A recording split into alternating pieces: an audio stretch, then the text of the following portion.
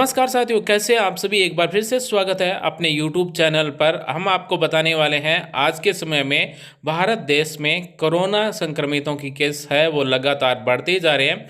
ऐसे में दिल्ली सरकार ने एक वीक के लिए लॉकडाउन लगा दिया गया है और इसी तरह से राजस्थान में भी सख्ती कर दी गई है 3 मई 2021 तक। साथ ही और राज्यों में भी ये सख्ती लागू की गई है। हम डिटेल के साथ में आपको बताने वाले हैं कौन कौन से राज्य में किन किन चीज़ों पर छूट दी गई है। सबसे पहले हम बात कर लेते हैं दिल्ली के बारे में। दिल्ली में कोरोना संक्रमण के मामले डबल हो गए हैं, तो ऐसे में दिल्ली सरकार ने एक महत्वपूर्ण घोषणा की है, यानी कि दिल्ली में एक सप्ताह के लिए लॉकडाउन लगा दिया, संपूर्ण कर्फ्यू कर दिया गया है। दिल्ली में कोरोना वायरस के रिकॉर्ड मामले के बाद 19 अप्रैल की रात से लेकर 26 अप्रैल की सुबह तक संपूर्ण कर्फ्यू लगाया गया है। मुख्यमंत्री श्री अरविंद केजरीवाल ने कहा कि इस लॉकडाउन के दौरान आवश्यक सेवाएं चलती रहेगी, लेकिन अन्य गतिविधियों पर कई तरह की पाबंदी रहेगी। हम आपको डिटेल के साथ में बताने वाले हैं कि दिल्ली में किन किन पर पाबंदी है और किन किन पर छूट है। एक नंबर हम बात करें तो दिल्ली में सभी सरकारी निजी अस्पताल, क्लिनिक, लैब, दवाइयों की दुकान वैध ID कार्ड के आधार पर खुली रहेंगे। वहीं 2 नंबर है गर्भवती महिलाएं या गंभीर बीमार लोग ID कार्ड, डॉक्टर के पर्चे या मेडिकल डॉक्यूमेंट के आधार पर आ जा सकेंगे। वहीं 3 नंबर है ID कार्ड के आधार पर ही टीकाकरण या कोरोना टेस्टिंग कराने के लिए आवाजाही कर सकेंगे, लेकिन रेलवे स्टेशन, एयरपोर्ट पर भी वैध टिकट दिखाकर यात्री आना जाना कर सकेंगे। यानी कि अगर आप रेलवे स्टेशन, एयरपोर्ट पर जाएंगे तो आपको टिकट दिखाना होगा। टिकट दिखाने के बगैर आपको परमिशन नहीं होगी। साथ ही जब भी आप अपने घर से बाहर निकलें ज़रूरी काम के लिए, वैसे तो आपको अपने घर से बाहर नहीं निकलना है, लेकिन फिर भी इमरजेंसी के लिए अगर आप निकलते हैं तो आपके पास ID कार्ड होना चाहिए या फिर संबंधित जिस काम से आप जा रहे हैं उससे संबंधित आपके पास डॉक्यूमेंट होना चाहिए, तभी आपको आने जाने की परमिशन दी जाएगी। वहीं 4 नंबर छूट के बारे में हम बात करें तो दिल्ली में एक सप्ताह में जो लॉकडाउन लगा गया है उसमें 4 नंबर है इलेक्ट्रॉनिक या प्रिंट मीडिया के कर्मियों को छूट होगी। अगर इस दौरान कोई परीक्षा है तो प्रवेश पत्र दिखाकर परीक्षा केंद्र तक आ जा सकेंगे। यानी कि अगर आपका कोई भी एग्जाम है, परीक्षा है, तब आपको प्रवेश पत्र दिखाने पर छूट दी जाएगी। साथ में ही 5 नंबर है आवश्यक वस्तुओं को ले जा रहे वाहन या उसके सामान को राज्य के भीतर या फिर किसी दूसरे राज्य से आवाजाही पर कोई पाबंदी नहीं होगी। यानी कि मालवाहक वाहन है उनको कोई भी मनाही नहीं है, कोई भी पाबंदी नहीं है।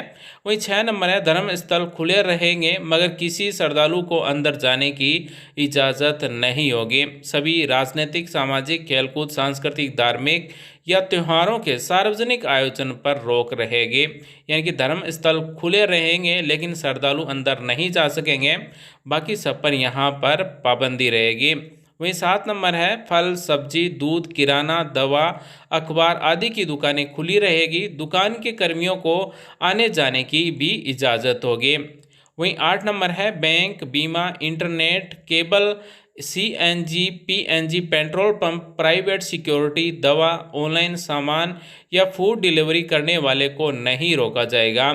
वहीं 9 नंबर है मेट्रो बस 50% क्षमता के साथ और ऑटो कैब में 2 यात्री बैठकर आवागमन कर सकेंगे। 10 नंबर है शादी में अधिकतम 50 लोग मैरिज कार्ड दिखाकर शामिल हो सकेंगे।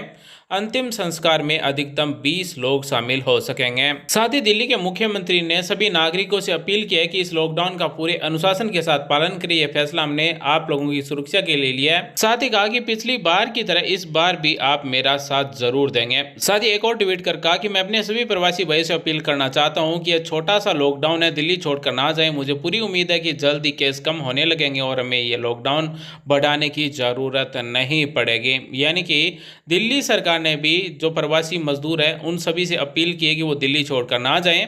इसी के साथ आगे हम बात करें तो देश में कोरोना से जंग के लिए वैक्सीनेशन के अभियान को लेकर सरकार ने तेज करने का फैसला भी ले लिया है। साथ में ही अब वैक्सीन है वो 1 मई से 18 साल से अधिक आयु के सभी लोगों को कोरोना का टीका लगाया भी जा सकता है। PM नरेंद्र मोदी की अध्यक्षता में सोमवार को हुई बैठक में यह फैसला किया गया 1 मई से देश भर में कोरोना टीकाकरण का तीसरा राउंड शुरू हो रहा है, जिसमें युवाओं को भी कवर किया जाएगा। अब तक 45 साल से अधिक आयु के लोगों को ही टीका लगाया जा रहा था। हालांकि दिल्ली, पंजाब और महाराष्ट्र जैसे राज्यों के मुख्यमंत्रियों की ओर से युवाओं को भी टीका लगाए जाने की मांग की है। तो साथियों, अब कोरोना वैक्सीन है वो 1 मई से 18 साल से ऊपर के आयु के हो सकता है कि लगना शुरू हो जाए। अब हम आपको बताने वाले हैं केंद्र सरकार की घोषणा। जी हां साथियों, कालाबाजारी को रोकने के लिए केंद्र सरकार ने एक नई घोषणा कर दी है।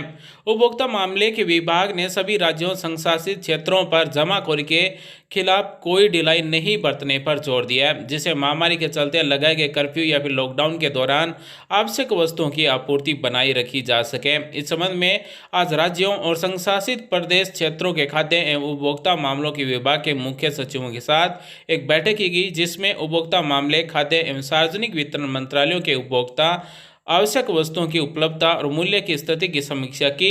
इस अवसर पर राज्यों, संघ शासित क्षेत्रों के साथ राज्य की विभिन्न मंडियों में आवश्यक वस्तुओं की आमद के साथ मूल्य का विवरण भी साझा किया गया है। साथ ही देश में कोविड संक्रमण के बढ़ते प्रसार के बीच यूपी की योगी सरकार एक बार फिर से बड़ा फैसला कर दिया गया। सरकार सभी श्रमिकों, गरीब परिवारों को वित्तीय सहायता और राशन देगी। जहां साथियों, उच्च स्तरीय बैठक में सीएम योगी ने कहा कि पिछले साल राज्य सरकार ने कोविड-19 की चुनौती का सामना करने के साथ ही विभिन्न कार्यों को आगे बढ़ाया था। उत्तर प्रदेश पहला राज्य था जिसने श्रमिकों, स्ट्रीट वेंडरों, रिक्शा चालकों, कुलियों, पलदारों आदि को भरण पोषण भत्ता ऑनलाइन दिया था। भरण पोषण के रूप में दिए गए पैसे उनके जीवन को बचाने के काम किया है। संगठित क्षेत्रों के श्रमिकों को 2 बार तथा असंगठित क्षेत्रों के श्रमिकों को 1 बार भरण पोषण भत्ता दिया गया। इसके साथ ही योगी सरकार ने 15 दिन के राशन किट भी दे दी थी। सीएम योगी ने कहा कि राशन कार्ड बाध्यता समाप्त कर माह में 2 बार, एक बार प्रधानमंत्री गरीब कल्याण योजना तथा दूसरी बार सार्वजनिक वितरण प्रणाली के माध्यम से राशन उपलब्ध कराया गया। बड़े पैमाने पर कम्युनिटी किचन की व्यवस्था की गई। तकनीकी के माध्यम से इन किचन का निरंतर अनुष्ठान भी किया गया था। करोड़ों की संख्या में फूड पैकेट वितरण किए गए थे। स्वच्छता कर्मियों, पुलिस कर्मियों सहित सभी कर्मियों के योगदान और जन सहयोग से कोरोना प्रबंधन में उत्तर प्रदेश अग्रणी रहा है। इस वर्ष भी जरूरतमंदों को भरण पोषण भत्ता और राशन उपलब्ध कराया जाएगा। सीएम ने कहा कि अधिकारियों को निर्देश दिए हैं कि भरण पोषण भत्ता के पात्र लोगों की सूची अपडेट कर ली जाए। इसी तरह राशन वितरण कार्ड की भी व्यवस्था की जाए। समीक्षा कर ली गई है। भत्ता वितरण डीबीटी प्रणाली के माध्यम से सीधे बैंक खाते में किया जाएगा। यानी कि अगर आप यूपी से हैं तो आपको भरण पोषण भत्ता मिलने वाला है। और इस भत्ते में जिस तरह से 2020 में राशन की किट दी गई थी, इसी तरह से इस बार भी 2021 में राशन किट दी जाएगी। साथ में आर्थिक मदद भी की जाएगी, यानी कि डायरेक्ट बेनिफिट ट्रांसफर के माध्यम से आपके खाते में डायरेक्ट योगी सरकार है वो पैसे भेजेगी। और अब हम आपको बताने वाले हैं राजस्थान में नई घोषणा। जी हाँ साथियों, आज के दिन की राजस्थान में चिकित्सा एवं स्वास्थ्य मंत्री डॉक्टर रघु शर्मा ने कहा कि प्रदेश में कोरोना से संक्रमितों के लिए बेड की कहीं कोई कमी नहीं रहने दी जाएगी। सरकार ने प्रदेश में 1 लाख से ज़्यादा बेड स्थापित करने की तैयारी कर रखी है। वहीं चिकित्सा मंत्री ने कहा कि प्रदेश में सबसे बड़े डेडिकेटेड कोविड सेंटर RUHS में 1200 बेड हैं। साथ ही उसके नज़दीक स्थित एक अन्य सेंटर में उपलब्ध 100 बेड को भी कोरोना मरीजों को दिया गया है। उन्होंने कहा कि जयपुरिया ESI अस्पताल को भी डेडिकेटेड कोविड अस्पताल बनाया गया है। उन्होंने कहा कि पूरे प्रदेश में निर्देश जारी कर दिए गए हैं कि प्रत्येक सब डिविजनल हेडक्वार्टर्स में कोविड डेडिकेटेड सेंटर बनाना सुनिश्चित किया जाए, जिससे कि मरीजों को नज़दीकी चिकित्सीय सुविधा मिल सके। इसी के साथ आगे हम बात करें तो और भी नई घोषणाएं की गई है।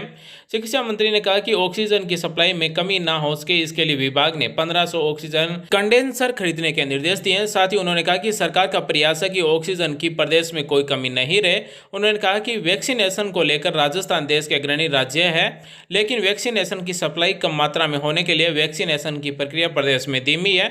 उन्होंने कहा कि अब तक प्रदेश में 1 करोड़ 8 लाख से अधिक लोगों को वैक्सीनेशन किया गया, जबकि प्रदेश में 45 वर्ष से अधिक उम्र के लोगों की संख्या 2 करोड़ से अधिक है। साथ ही उन्होंने कहा कि यदि केंद्र सरकार अधिक डोज उपलब्ध कराए तो प्रदेश में स्टोरेज सुविधाएं और वैक्सीनेशन सेंटर भी उचित मात्रा में है, जिससे कि हम प्रतिदिन 7 लाख से अधिक लोगों का वैक्सीनेशन कर सकते हैं। डॉक्टर शर्मा ने राजस्थान सरकार की केंद्र सरकार से मांग की है कि वैक्सीनेशन को लेकर आयु वर्ग की सीमा को खत्म कर देना चाहिए। हमने आपको पहले बताया कि हो सकता है कि 1 मई से 18 वर्ष तक के जितने भी युवा हैं उन सबको भी 1 मई से वैक्सीन है वो लगना शुरू हो सकती है। वहीं जिला कलेक्टर सभागृह में बैठक लेकर सभी निजी अस्पतालों के नोडल अधिकारियों को निर्देशित किया है कि यदि किसी हॉस्पिटल के निकट हॉस्पिटल या गेस्ट हाउस हो वह हॉस्पिटल को बेड उपलब्ध करा सकते हैं तो उन गेस्ट हाउस से एमओयू करके कोविड केयर सेंटर बना सकते हैं। मेडिकल ऑक्सीजन सिलेंडर की सप्लाई एवं डिमांड की व्यवस्था भी सुचारू रूप से चलाने के निर्देश दिए। वहीं जिला कलेक्टर श्री नेहरा ने कहा कि मेडिकल ऑक्सीजन सिलेंडर की जिनको वास्तविक आवश्यकता है उन्हें उपलब्ध कराई जाए। साथ ही उन्होंने सभी नोडल अधिकारियों से कहा कि सरकार की ओर से निर्धारित दर से ही आमजन को उचित प्रकार से जांच और इलाज होना चाहिए। साथ ही राजस्थान के मुख्यमंत्री श्री अशोक गहलोत ने कोरोना संक्रमण पर प्रभावी नियंत्रण एवं रोकथाम के उद्देश्य से संपूर्ण प्रदेश में 19 अप्रैल से 3 मई की प्रातः 5 बजे तक जन अनुशासन पखवाड़े के तहत विभिन्न गतिविधियों पर प्रतिबंध लगाने का निर्णय ले लिया है। अगर आपको ये देखना है किन किन गतिविधियों पर प्रतिबंध है तो वीडियो के डिस्क्रिप्शन में भी लिंक मिल जाएगा। साथ ही उन्होंने कहा कि इस दौरान सरकारी कार्यालय, बाजार, मॉल तथा कार्यस्थल बंद रहेंगे, लेकिन श्रमिकों के रोजगार से जुड़ी गतिविधियां जैसे फैक्ट्री तथा निर्माण कार्य पर रोक नहीं होगी। साथ ही ठेला में फेरी लगाकर जीवन यापन करने वाले लोगों को जीविकोपार्जन की भी छूट दी जाएगी। इसी के साथ ही राज्य में भीड़ भाड़ के चलते कोरोना संक्रमण अधिक बढ़ रहा है और इसे नियंत्रित करने के लिए 3 मई 2021 तक जन अनुशासन पखवाड़े लागू किया गया, जो प्रदेश भर में सभी कार्यालय स्थल, व्यावसायिक प्रतिष्ठान, बाजार बंद रखे जाएंगे।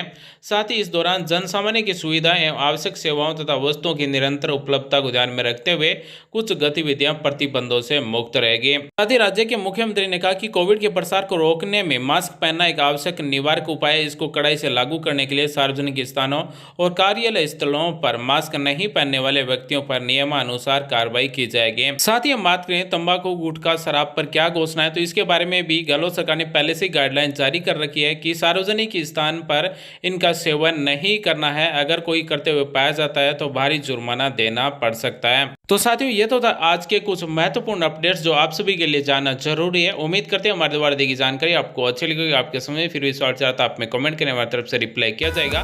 वीडियो देखने धन्यवाद साथियों। Thanks for watching. आपका दिन शुभ हो। जय हिंद, वंदे मातरम।